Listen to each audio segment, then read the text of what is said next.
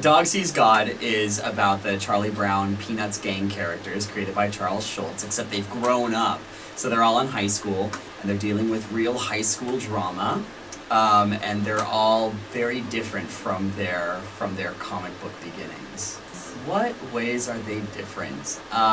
So Peppermint Patty, good old Peppermint Patty, is now a vodka guzzling whore. Can I say that? As is Marcy, her faithful companion. Pigpen is cleaned up on the outside, but he's a little bit of a bully and a little bit of a homophobe too. And by a little bit, I mean a total homophobe. So, Schroeder, or Beethoven, as they call him, is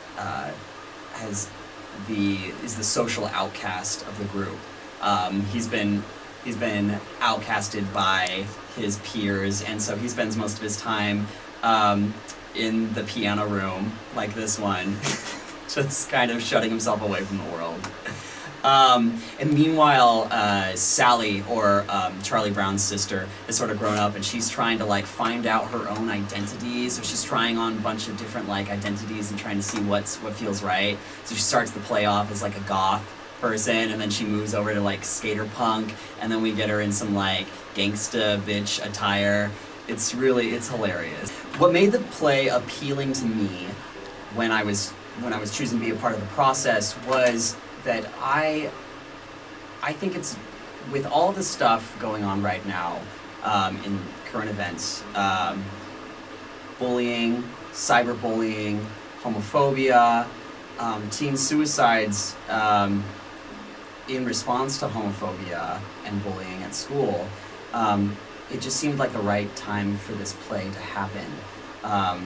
It's resonating so well with what's going on right now and the need for awareness for these things that are happening. I think it has a really strong message, and it's not afraid to put that, albeit dark, albeit in your face message, like right in front of you. But yeah, I think it just felt like the right time. My approach with directing this show is basically, I chose the cast because I thought they would be very comfortable with each other, that they were all very likable, and that they could get along and work cohesively as an ensemble. Because in order for us to get the best play out of both the comedy and the more dramatic, darker aspects of this role, all of the actors have to be comfortable with one another. And so I did a lot of group rehearsals in the beginning, just getting them comfortable with the script. We sat down and basically spent the first week just talking over the script, over the different issues and the different themes that were in there, and I think just sort of bonded as the time went on and got really close. That BareStage is a unique sort of theater group in the sense that it's not tied to the theater department, which has a lot of, they tend to do a certain type of material.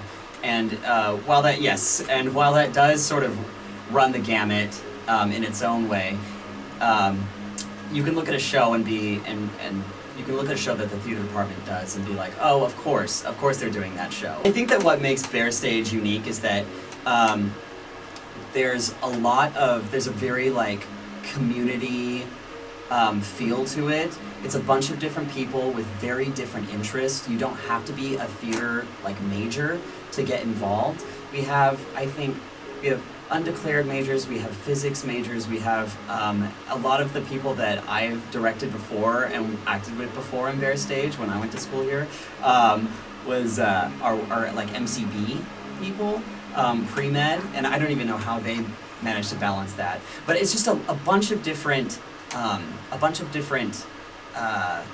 perspectives, I think, and not just those that are so narrowly focused on theater and performance study. And I think that the work is better for it. I really do. I hope they laugh. I hope they cry. But what I think would be great for audiences to take away from Dog Sees God is this notion that in order to make a change, where we see a change needs to be made, we have to break out of our own ideas of what is socially acceptable or what is predictable or expected of us in order to make that change. And sometimes it's very difficult, but it's necessary.